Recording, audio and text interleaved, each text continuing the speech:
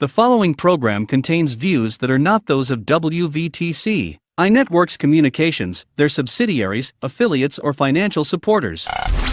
Winning victory through Christ, WVTC Allsip Chicago, and iNetworks Communications Station.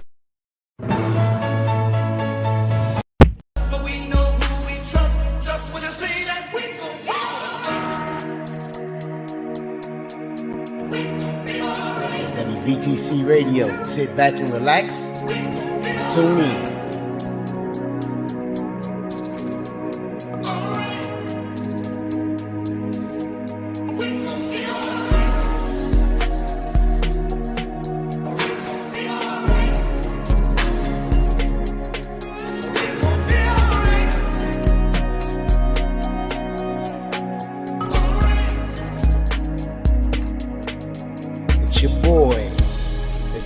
With Elder Miller, where we bring light to darkness. Come on in and enjoy this show. We got a nice one for you today.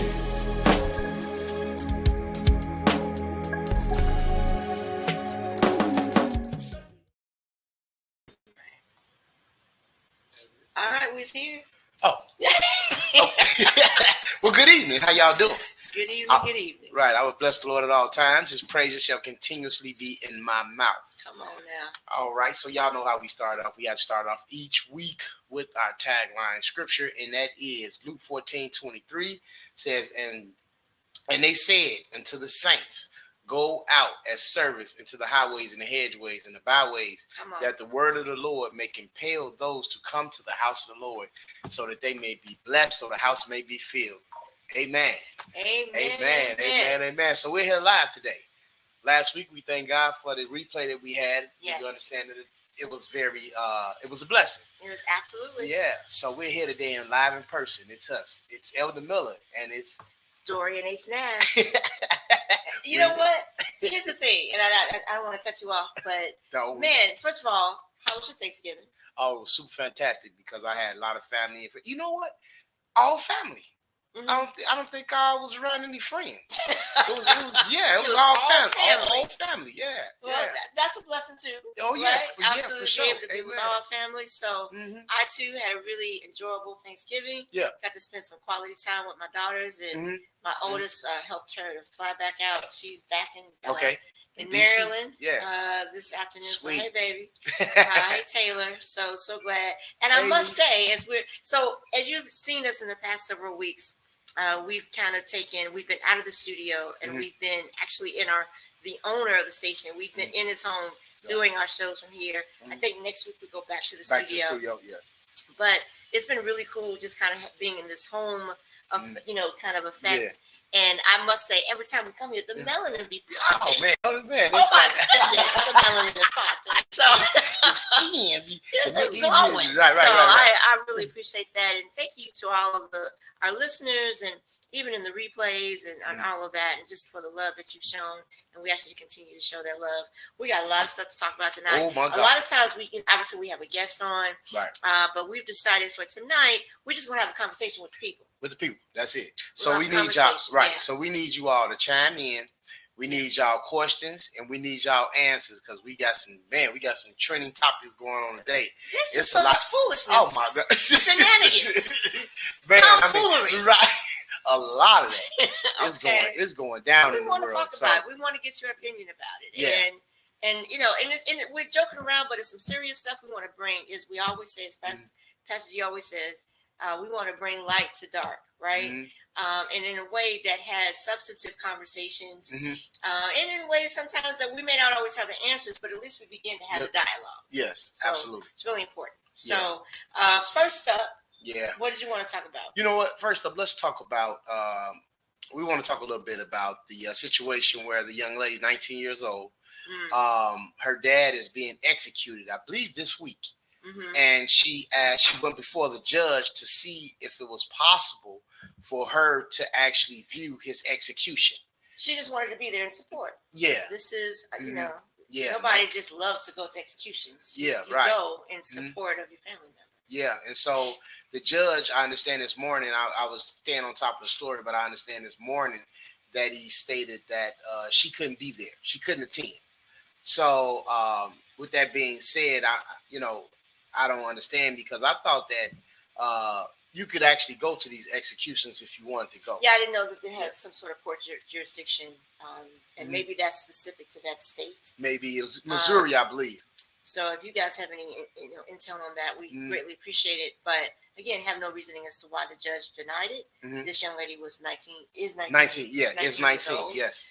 This is her father, and this was her way of being able to, in some small way, I'm assuming, give some support to him as he is about to transition into a new realm, and the judge has denied it. And so we want to hear your thoughts about that. And should a judge have that type of authority to deny you that?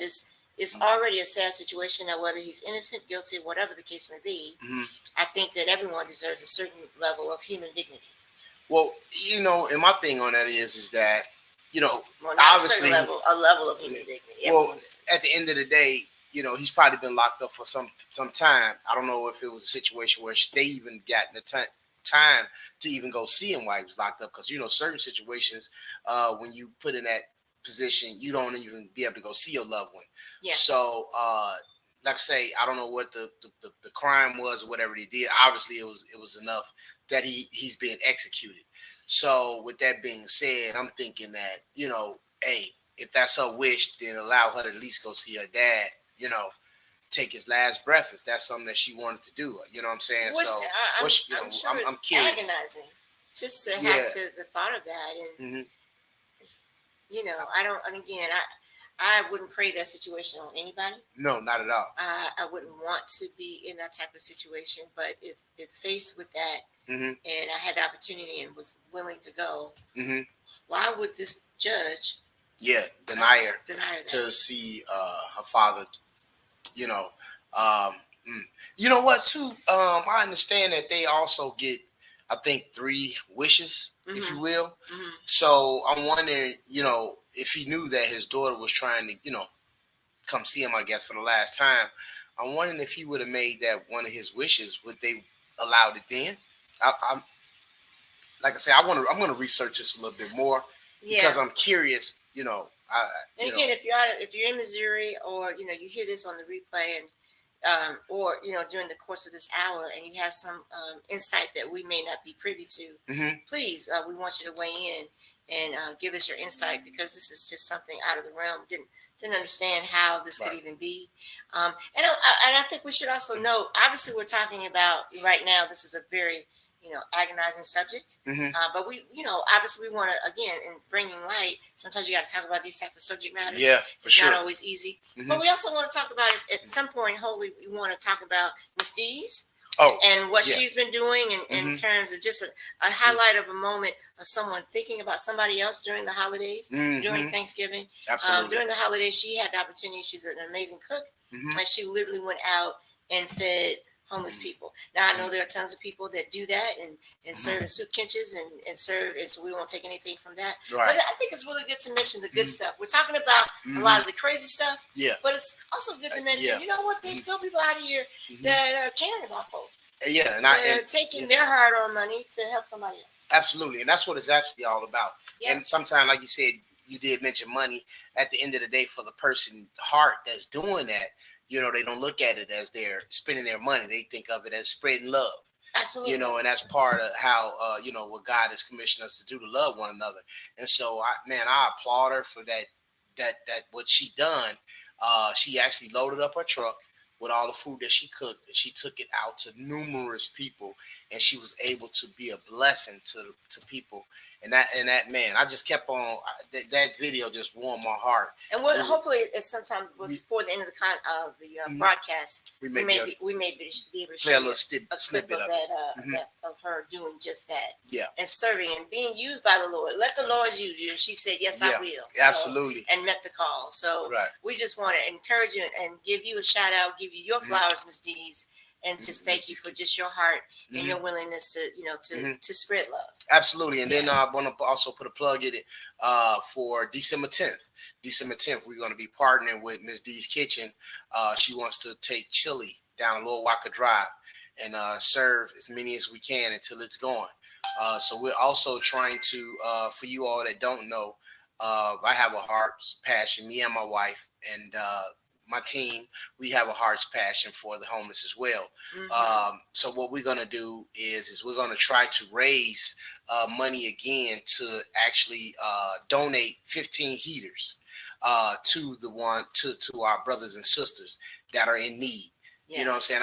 I've been using the word homeless. I don't use the word homeless because at the end of the day, they're our brothers and our sisters. Yeah. They're just in between blessings right now. Come on now. So what I want to do is I want to be a blessing into them. So what I'm going to do is, like I said, we're going out December 10th. Next Monday, we will also have a broadcast. I don't know if I'm going to be, because I'll be coming back in town. So my co-host should be here. And what we gonna do? We're finding this out together, audiences. so we're gonna try to have Miss D on as well, and collaborate with you. And also, I'm gonna try to see if we can get Gerald on, because Gerald is partnering with us as well. Whenever we go out, we do the homeless thing. We usually do it together. So we all want to do a collaborated effort to come together so that we can help people. We're not here to help. We're here to hope people. Come on now. So at the end of the day, that's what our goal is going to be. I think the units are like $70, and then you buy 3 canisters because they come with canisters, and then the canisters I think are $15. So basically $85 to get a unit. So we're looking to do 15 units if we can. We want to be a blessing on December 10th. So you'll hear more about it on what's next Monday's. The 5th, because we come back on the 5th. Yeah. On the 5th, we'll have the show, and then at that point, I'll put up my Cash App, and then if you want to be a blessing, you can Cash App all the way up into the 8th, because I want to be able to go out and get the units. Maybe we can do. Can you share your Cash App? Oh yeah. You know what? Yeah, let's do that. The Cash App is $.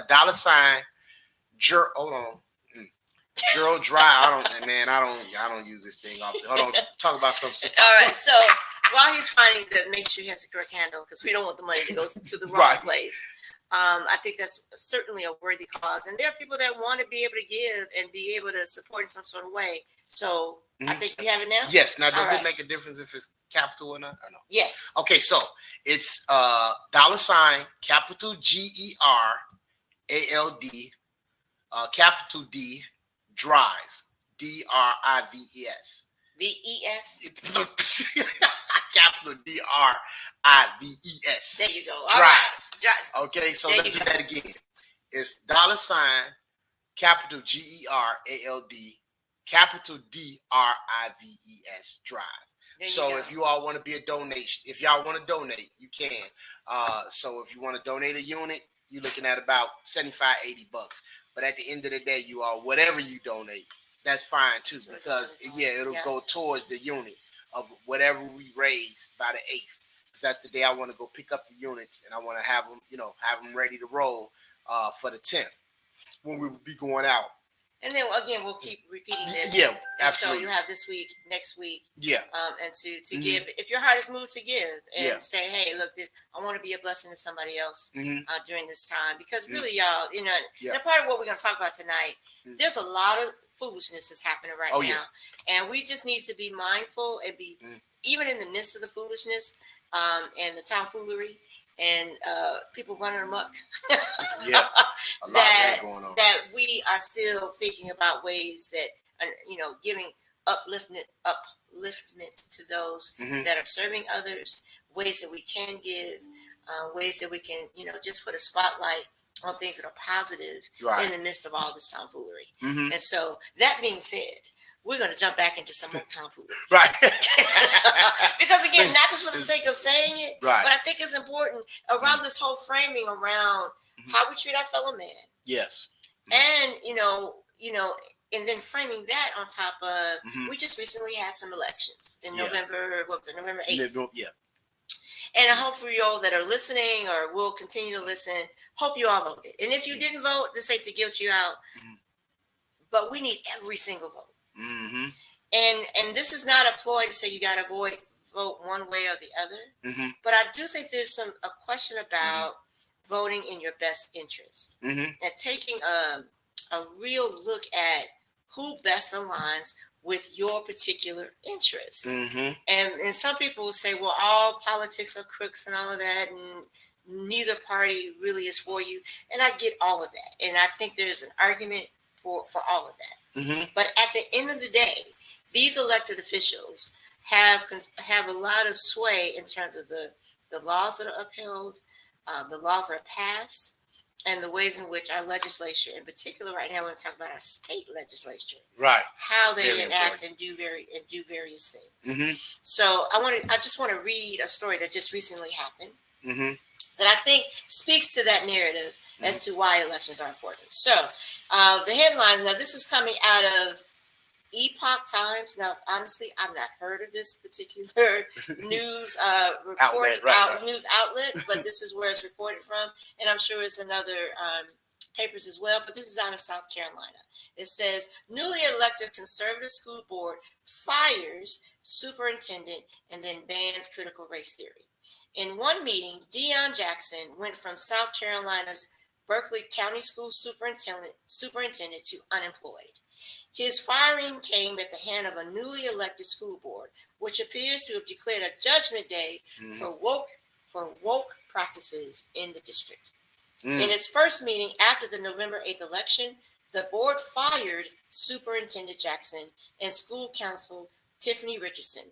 Then it hired Anthony Dixon as the newly minted superintendent and retained Brandon Gaskins as counsel. And before the day was over, the board banned teaching critical race theory and created a board to review library books for pornographic content. And again, when it comes to pornographic content, that is subjective. And so we don't know exactly what they mean by that. Right. I mean, of course, we know it when we see it. Right. Yeah, right, exactly. But also that is very subjective. And so the group that was really behind this is called Moms for Liberty, an activist group that supports parental rights and education, endorsed 6 of the board's 9 members. Many Moms for Liberty candidates won school board elections this November. The group's leader says more aggressive school management decisions may soon be in order. And so I want to just take a moment and talk about this and say, I'll give a shout out to Carol was here, and I don't know if she's still here now, but say, hey, Carol. Hey, Carol, how you doing? Say that. But here's the situation. We have a superintendent that was elected and had made known some of his platform about what he wanted to do. And for those of you that are not familiar with critical race theory, basically it's really a history lesson. It's not meant to make white people feel bad. But it's meant to give the whole historical content of what has happened in our country, in our nation. Yeah. I don't know why that frightens people. But it does. And so this particular school board said, we're not having it. And he clipped him. He didn't get one thing done. He got fired on his day off, basically. He got fired in his face. He goes to the meeting, his first meeting. Yeah, that's what, man, I call that fired. I call that getting fired on your day off. Because he didn't get 72 hours in. No, I mean, I'm not trying to make a joke out of it, but at the end of the day, some of the things that are being done in some of these states, and then we wonder why we get what we get because we won't go out and vote. A lot of us think that it's not important, but guess what? The local officials are just as important as the big ones, to be totally honest with you, because these are absolutely, because these are the ones that affect our life and our livelihoods. Yep. That's what goes to the tax money that comes to our communities and things of that nature.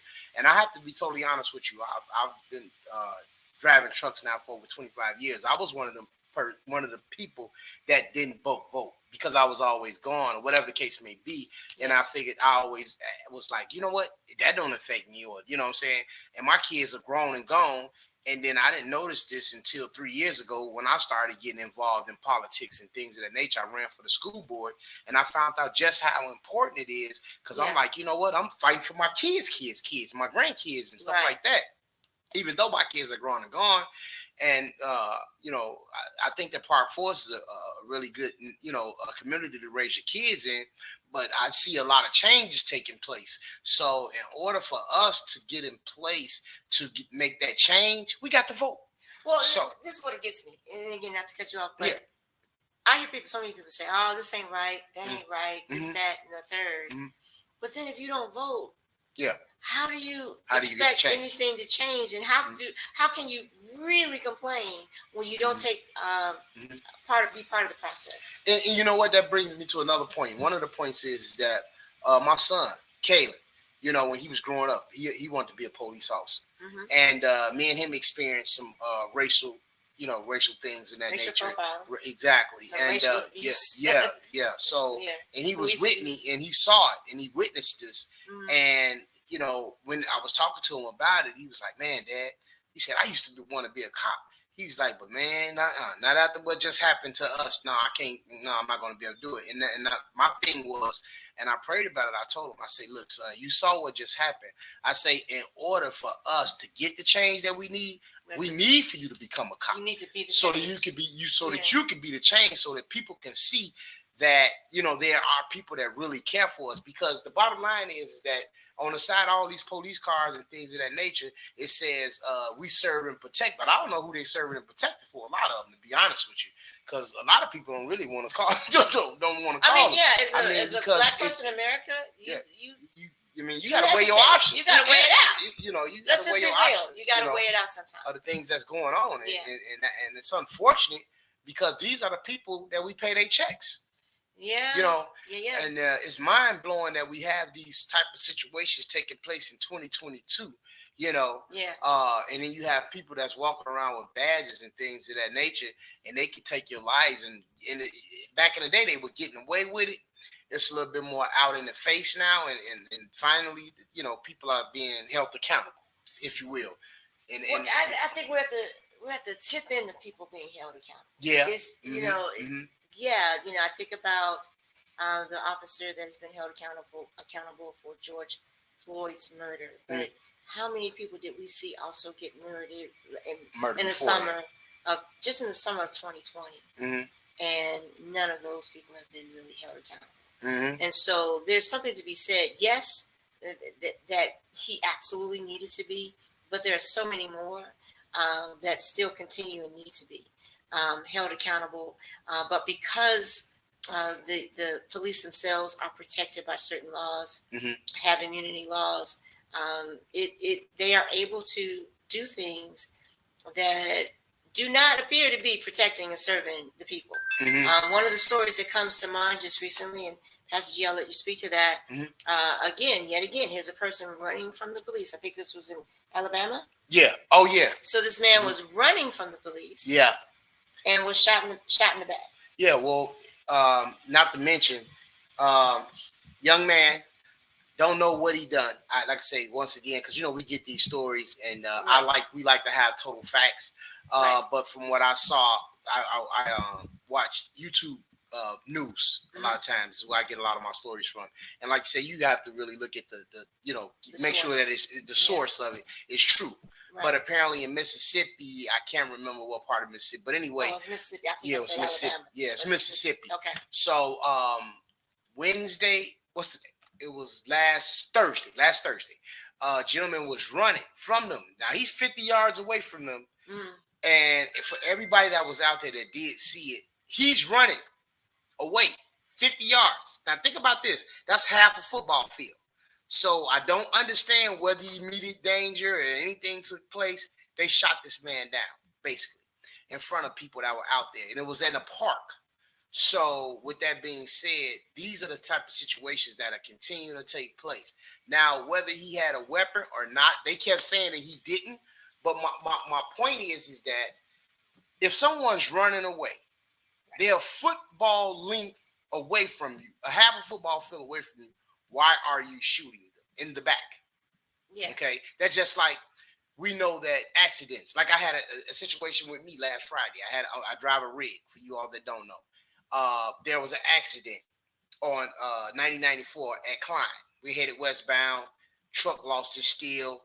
The emergency cars out there. The police is out there. They're directing us to merge over into the left lane. Well, I'm letting the trucks in front of me merge over to, because they're telling us to get over. Sure. And a truck behind me, he let me go. And I mean, I'm going and I'm in my mirror, and before I knew it, he just decides he's gonna take off. And boom, he runs dead in the side of my trailer and knocks his mirror the back is plastic mirror off. Oh wow. So the point that I'm making is that normally whenever you're hit in the back, it's normally the person in the back's fault. Right. Because either you were going too slow or you weren't paying attention. Right. You know what I'm saying? Something took place for you to get it to my back. Right. You understand? Right. So my thing is that if this man was running away from them, why is it that they shot him down like a dog? And I mean, one of the guys that actually filmed it, this guy was crying. Yeah. He was like, "You mother," he was cussing them out. He was like, "I don't understand. How did y'all do this? This man was running from you all and y'all shot him down like a dog." You know, it was, man, it was. I think there's a, particularly for Black people and maybe in particular for Black men, to stay and be held or detained by the police can be deadly. And so this man chose to run. Now, we're not, claiming his innocence or his guilt. He may have done something that he was guilty. We don't know. And I'm sure in the coming days we'll hear more about this. But if someone is running away, if he's running, get in your car.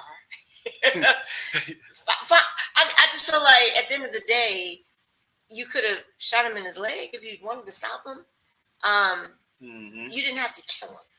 Well, he's not posing a threat. Because I've been told that if someone is posing a threat, you don't pull the gun out to maim. You pull the gun out to kill. I've heard that that's part of police policy. But in this particular case, this gentleman is running away from you, so he does not pose a threat. Not at all. So does the same rule apply that you have to shoot to kill?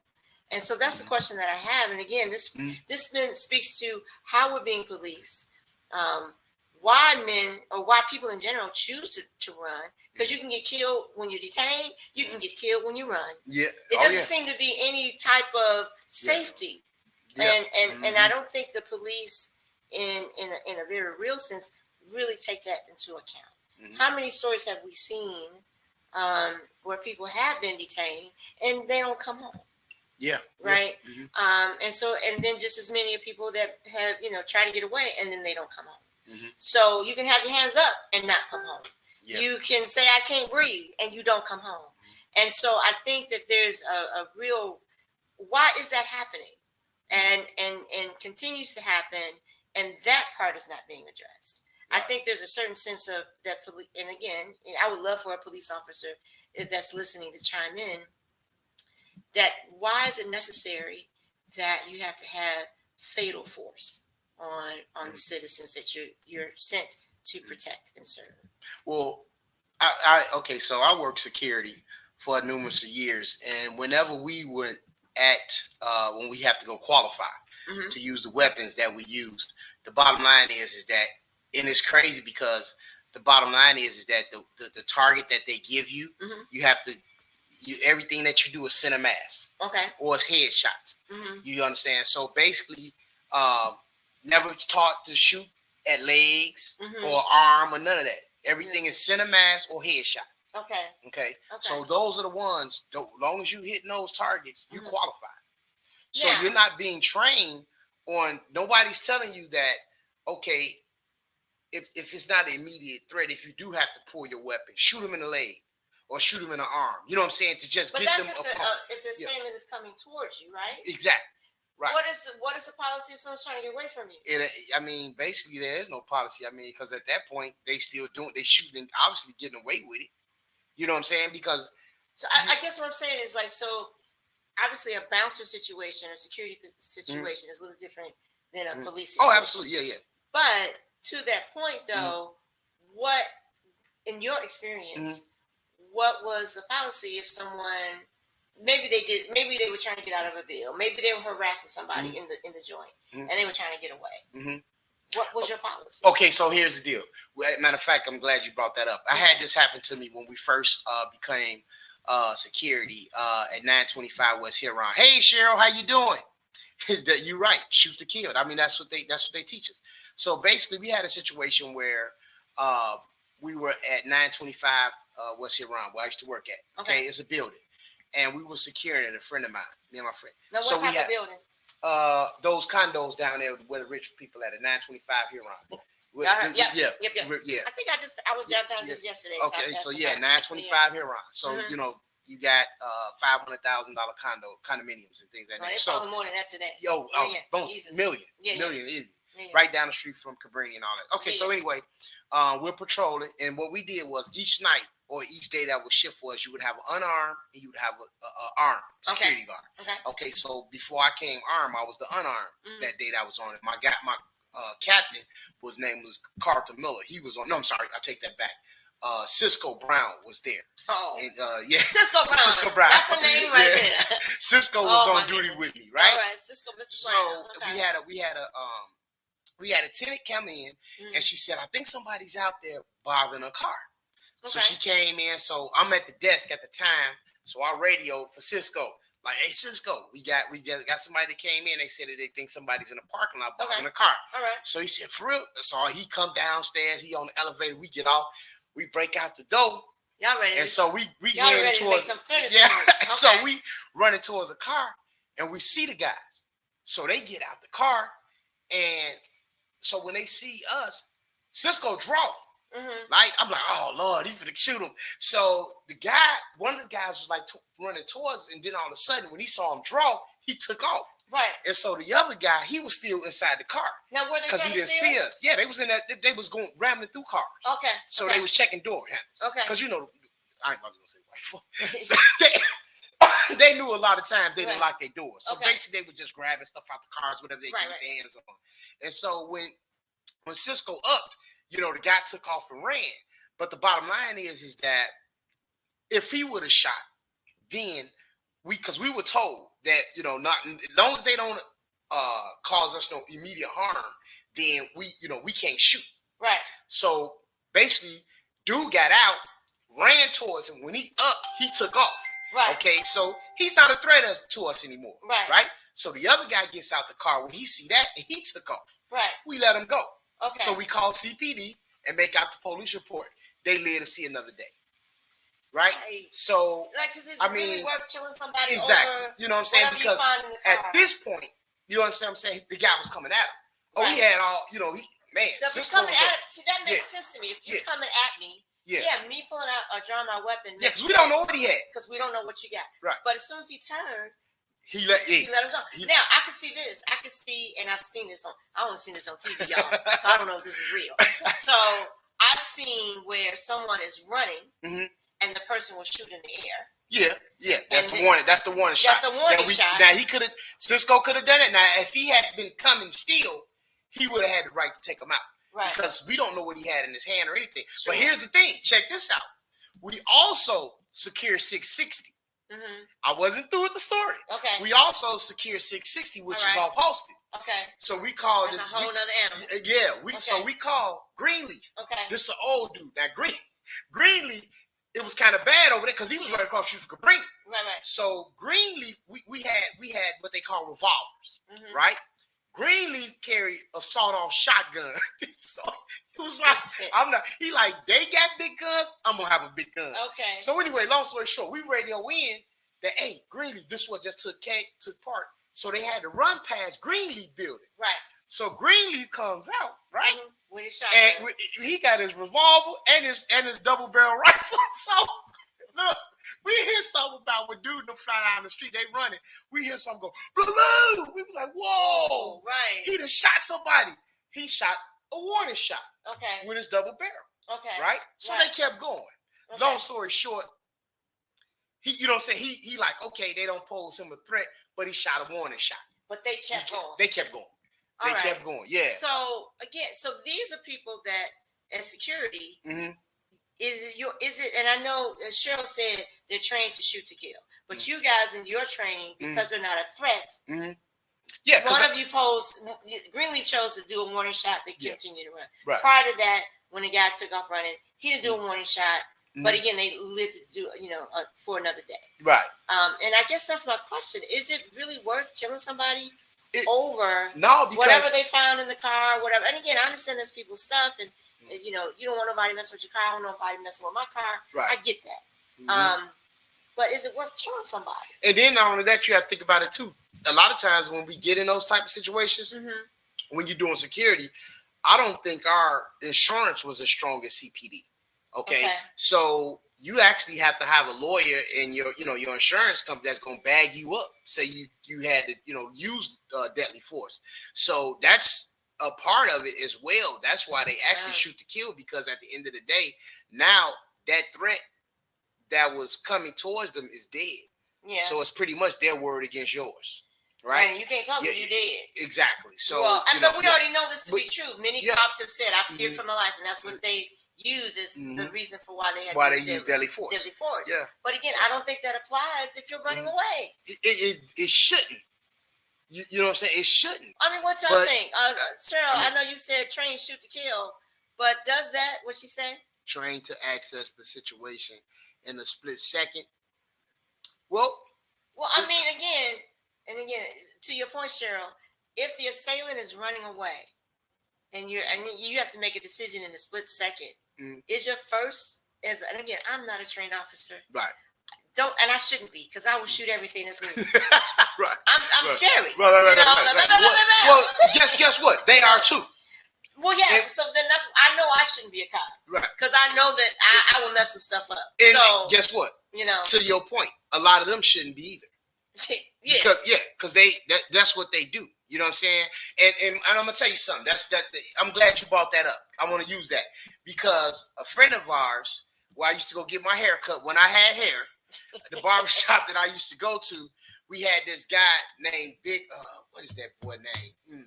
We call him Hulk. Okay. So he was he was a state trooper. All right. And he would come in, a brother. So he would come in and get his hair cut, and we talked about how, he said, "Man, dude, I wish somebody can get some of these young brothers or people of my color to actually go down state and apply for the state trooper jobs, because at the end of the day, they're hiring all these young boys out of Carbondale that are scared when they see a black male of our size, and this is why they shoot, because at the end of the day, they're scared of us already. Right. And if we pose a threat, you can best believe they gonna shoot. And they have no interaction.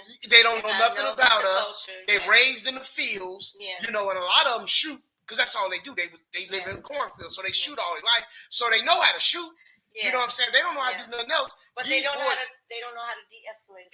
Exactly. They're not taught about that. Yeah. And they're not taught about how to deal with people of color. Right. So that's why it's important for people of color to apply for these types of jobs. Well, here's the thing, though. It's such a complicated issue. And again, sure, I want you to weigh in on this, or anyone else.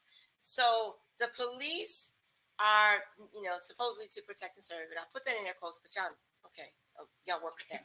But the police has such a storied history because the police were put in effect initially not to protect and serve. They were put in their initial usage was surrounded around slavery. They were the people that caught the slaves and brought them back to the plantation. Mm-hmm. That's how the police started in terms of protecting what was then considered property, which were human beings. Mm-hmm.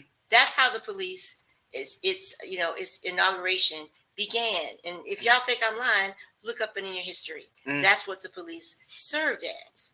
And so many would argue that is still taking place, that it is not about protecting people. It's about protecting property of people who have maybe better means than a lot of the people that they end up incarcerating. Mm-hmm. And so when you have that, and then you ask someone of color to then become a part of that, are you really asking them to continue to participate in what would be considered systemic racist acts? Well, you know what? I'm glad you said that. That's a very good question.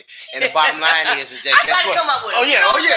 And I like that because I got an answer for you. And the answer to that is that how do we think we're going to get the change? Because at the end of the day, if we don't address the issue that's taking place, the bottom line is we'll continue to complain about it, and we're going to continue to get the same results that we get. So with that being said, there needs to be a change as far as the people that they're hiring, and people of color. Okay, when I say that, and that's people that are out there that know their people. Okay, we do understand what's going on right now with the black on black crime, right? So with that being said, even for us as blacks, the police right now, people don't even want to become police. Okay, because of what's going on. Because people have adopted, these young people have adopted I don't give a darn spirit, and they shooting everybody and anything. Okay, so with that being said, you all, in order to, I believe, to get the change that we need, we have to actually be a part of the solution. Okay, so if that makes sense, I'm about resolution to the problem, and the problem is that I think that we need to get together. First of all, we need to stop killing one another. We need to come together on one accord and do things in a manner of changing the situation as far as and stop institutionalizing our men and our young women to what's going on with not only the music. Yeah. First of all, that what we need to start. I almost cussed, but we need a man. I tried to listen to GCI the other day because every night, because sometimes they play some good Christmas music, right? And I was like, Lord, I could some other stuff. I was like, Lord, I mean, and we wonder why, let me rewind. Let me do this. Okay. I remember when everybody, so I want to say this, right? When COVID first started, right? Mm-hmm. I'm a truck driver. So when COVID took place, right, I never stopped driving. Right. Okay. So, and I got to be totally honest with you. This is a plug for somebody out here. I'm trying to hope somebody, okay? Come on. If you don't know that there is a God, you're looking at a testimony. Come on now. You're looking at a true living testimony. Mm-hmm. The reason I tell you that is because during the pandemic, I never stopped driving. And guess what? I was going to the South a lot.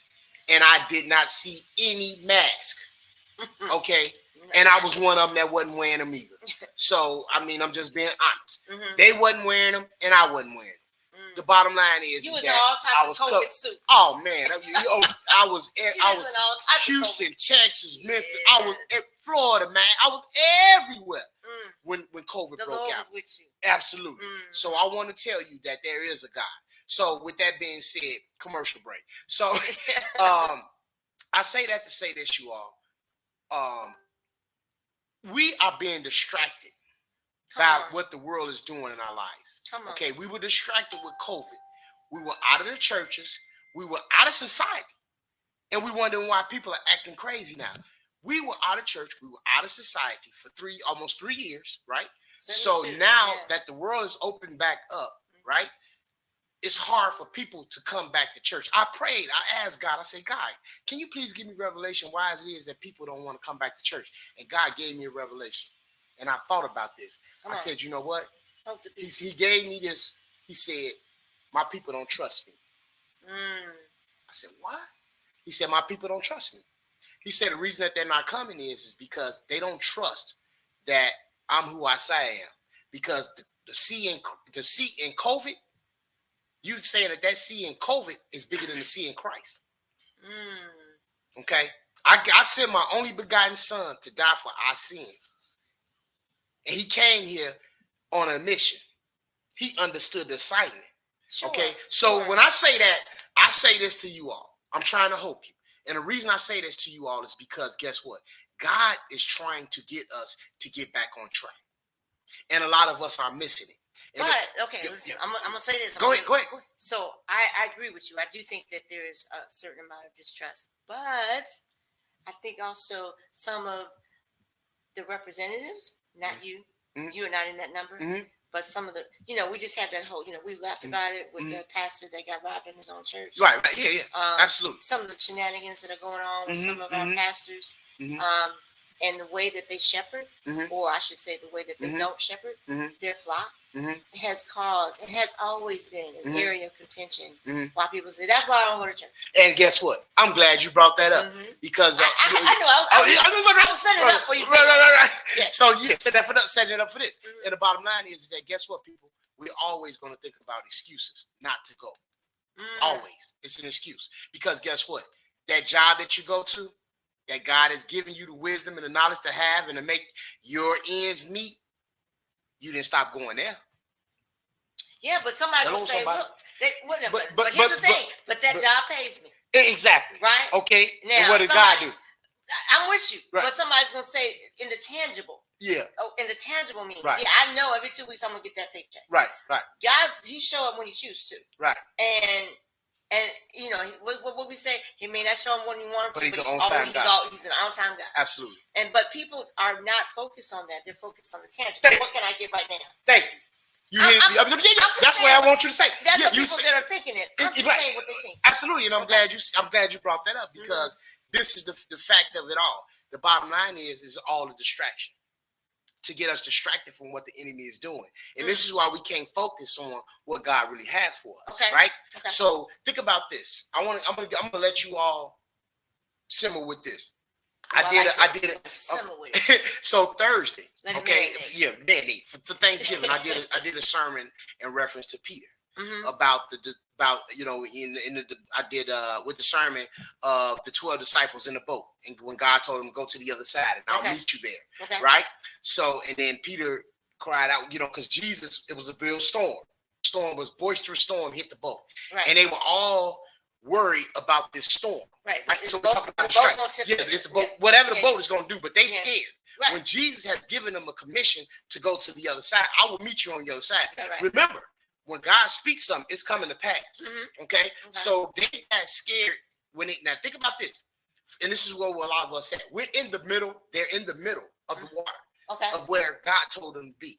Right? So they're focused on that situation as opposed to keeping their eyes on him and making it to the other side. That even Peter, he said, look, they say, God, they was like, man, what is it? It's a ghost. And God say, fear not.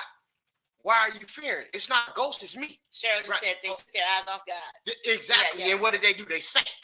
But here's the caveat to that all. Okay. Immediately, what did Peter do? He said, look, God, save me. And what did God do? He immediately grabbed his hand up, got him up, put him on the boat, and said, all y'all, oh ye a little faith. Right. Why didn't y'all have a faith to be on the other side? Now I want to remind you, I didn't mean to turn this into Bible study, but this is something that God placed in my spirit since we're talking about it. If you think about this, if you go up to chapter 6, a couple verses up and another couple of chapters up, God had just showed the disciples they've been with God. Now this is why I say people are missing what God is doing. Okay, now you got the disciples that are walking with God, and just 6 chapters up above that is when God fed 5,000 with 2 fishes, and 5 loaves of bread. So you saw him do these miracles, and here it is that now that you come down here and y'all on this water, he told you, I'm gonna meet you on the other side, and y'all got mad because the waves was boistering up against the boat, and y'all got scared. Now let me say this. Okay, because I hear something. Right. Here you go. Go ahead. Now, okay. Right. So you just said 6 chapters up. Right. So 6 chapters up in terms of real time, and when that took place, that could be 6 days, 6 years, 60 days. We don't know. Right. And so, but we know how we operate as human beings. Absolutely. So I trust and believe. I just got to know that whenever that took place, obviously they forgot. Obviously they that was 3 years ago. That was 3 years ago. But you just asked my very vital question. Yep. And my answer to that is that the people have forgotten. Yeah. When I say that they took their eyes off of God, that's all I'm saying. Yeah. We're getting caught up with all the distractions and things of this nature, and God is trying to speak to us, and he's trying to get us back, and he's letting us know. He said he never leave us nor forsake us. So at the end let me ask you this. I don't mean to sure. This is good. Right. Sure. So some people would say, well then, because the first half an hour, we've been talking about the importance of voting. We've been talking about being a part of the community and doing that. So somebody else, I hear them. They're saying, well, it don't matter if I vote because God got it all under control anyway. Right. So why y'all telling me on one hand I should be out there and voting and doing all these things, and then the other hand y'all say, well, really, if I just look at God, I ain't got to worry about that either. So what is it, y'all? What should I do? So guess what? Because I hear the people. What is faith? First of all, what is faith? Tell me what faith is. Faith is being sure of I want to say the specific Bible verse. Certain of what we do not see, and have trust in things that we don't see. So, and that's why do you think that God used that we have to have the faith of a mustard seed? How big is a mustard seed? Oh, a little teeny tiny. Okay, right. So why do you think he used that? Because it just takes a little bit of faith. Absolutely. Yeah, so at the end of the day, what you think? Because that mustard seed, once it sprouts, it's huge. And it starts here. But you have to get to that point that you have to trust and believe that you do have mustard seed faith. And that's just it. We put our faith in other things that we can't see, right? So the bottom line is, do we really have faith? Because you have to trust something that you don't see. Okay. So just like you said, so many people think that it has to be tangible, but it really isn't. Because that's not tangible. The bottom line is you got to trust and believe that God is going to do what he said he's going to do. Hold on. That's having the faith. Yeah. What did Cheryl just say? Oh! What just happened? Oh, there we go. Sorry, y'all. The whole screen went dark. And we were like, oh! Okay, what did Cheryl say? Where'd it go? Oh. Yes, only deal with what we see at that time. Yes, we only deal with what we see at that time. Mm-hmm. Yeah. And then I think we've all been guilty of that. I know myself, I've been guilty of that, and I have to be reminded. You know, yesterday I was with Taylor. This is my oldest daughter. I'm going to share this with you. And I was stressing out. Anybody that's had to buy and sell a home, you know that whole process is stressful, right? And I was kind of stressing a little bit about certain things and dates and all of that. And my daughter said, you know, Mama, really it's all in God's hands. And I was like, wow. All right, baby. Right. Yeah, she reminded me. Yeah. She reminded me, and I appreciate it. I said, you know what, baby, you're so right. And you know what? I'm gonna stop stressing. You know what? And that we was need to be there for each other. Exactly. You know? That was that on-time word that you needed. Yeah. It was something as simple as that. And I got news for you. That's how God operates. Because at the end of the day, you know me. You my sister. You know a lot about what's going on with me. And I have to really be honest or transparent with you all. Over the matter of fact, my truck is in the shop right now, and they're telling me that it's going to be thousands of dollars. So from June to now, I'm just telling you all how God has been good to me, right? So it ain't that I don't work. You know that. I work 6 days. I'm the hardest worker. Hey, I work hard for my money. I'm talking about my checks would be $6,000, $7,000. She right here. She can tell you. My checks be $6,000, $7,000. Well, corporate gives us this money to pay for these things that I have to get fixed. Well, by the time they get through taking the money, because they were supposed to split it up, but guess what, you all? They didn't split this up. And if I haven't spent close to $35,000-$40,000 over the last 6 months, my name ain't Gerald Miller Jr. Okay, so you're looking at somebody that has depended on God, and I've been broken because I'm the type of person. She can tell you, anybody that knows me, I've never been without. Never. Yeah. Okay. I hustled the best of them, but God told me something, and He shared this with me because my thing was I got mad at God, and I started questioning my relationship with God because I'm like, okay, God, I know people that don't even know you, that's prospering right now and doing so much things, doing this, and God had to humble me and bring me all the way down to the point where that's not what this is about. Right. This is about humbling me. And for me to think that it's not all about me, it's truly about Him and me trusting Him. Yeah. Because He said, "You never leave me nor forsake me." I've never seen the bird. I'll say the bird. A man begging bread or for seed. So guess what? It don't look like I miss no meals. I still got a roof over my head, and I got food in my stomach. I got food in my icebox. The point that I'm making to you all is that God is real and God is who He said He is. And guess what? On those days when I want to forget about it, and I looked at my focus was on the stuff. Now this is real stuff. I'm just telling you how you talk about this is real stuff that's taking place in my life. Yeah. So with that being said, I took my eyes off all the stuff that God has already brought me through, and I had to think. And this is where the testimony came from. God kept me through a pandemic. Yeah. I'm talking about, matter of fact, absolutely. Yeah, with I personally knew Brother Tony Freiston, the brother of the sister that passed, the first one that passed in Illinois. I knew him. And then he turned around, I think 6 months later, and lost another sister. I personally know him. So I knew that COVID was real. So you can't tell me that God is not real, because guess what? He kept me throughout the whole time. This is Cheryl saying this is why we must rewind, because we soon forget. Yeah. And I like that choice of rewind. Yeah. Just resetting, reminiscing about what He's already done. We forget, and that's what the disciples forgot. Yeah. We walking with him. We seeing him doing all these miracles and things of that nature. But well, that's for you. They ain't gonna do that for me. Okay, so you just close it out. So, because guess what? That was part of what I had just talked about. I was praying for everybody else, but I wasn't believing God for my situation. Mm-hmm. You know what I'm saying? And I'm like, wow. And I think everybody's been guilty of God, you know. And here's the thing: as we were talking about this past hour, you know, obviously we talked about current events, and we talked about, you know, the things that this tomfoolery, you know, with the superintendent board and with, you know, the man that was fairly shot. And we do want to say our condolences to the family and what they must be going through. And then it led to this discussion around faith and this discussion around how we can so quickly take our eyes off the prize in terms of really being distracted in terms of what's most important.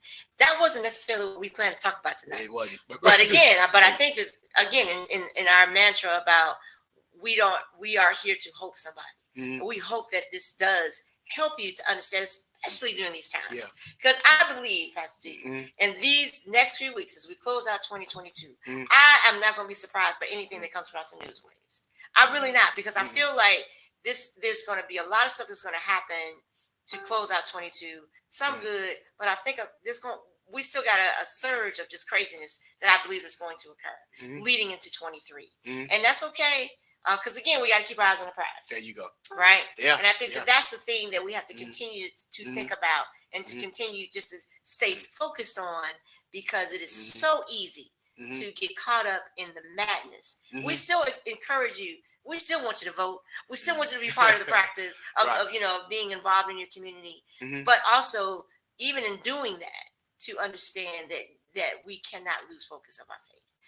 Cheryl says, always enjoy the both of you. Oh, praise God. Thanks. Thank you. Thank you. We enjoy you as well. Yes, absolutely. So with that being said, we have about roughly 3 minutes before we leave the air. And we're going to ask our technician, are we able to show that video that we wanted to? Are you able to show that? Yep. Oh, yeah, so sweet. Awesome. So, how long is that video? It's a sec, not even that. Is it a minute?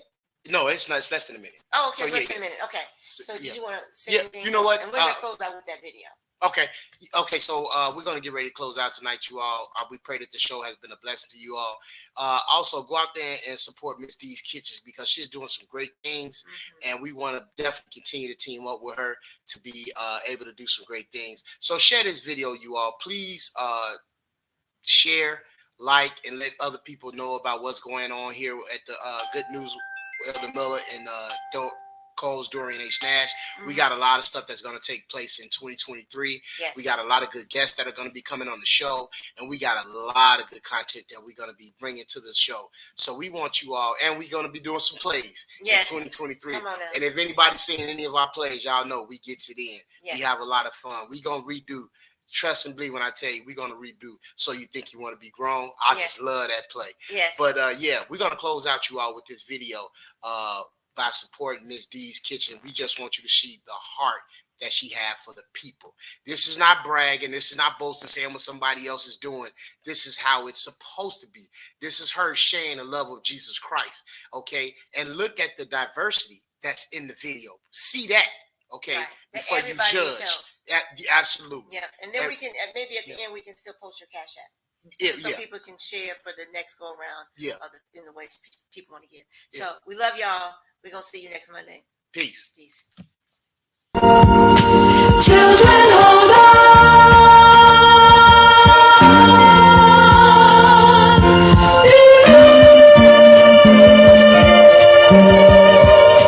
Children, hold on to your dreams. Believe in love. Let love be the light to show the way. And love will shine on you one day. This old world is very cold. It favors not the young or old. Life is hard and so unfair, unless you believe that someone cares. He don't want to get it. We gonna thank Mr. Steve thank her for this wonderful Thanksgiving treat. Man, we is the best. Thank you, Mr. Steve. You're welcome, guys. Views made on the preceding program are not those of WVTC Radio, iNetworks Communications, or their financial supporters. Winning victory through Christ. WVTC Allsip Chicago.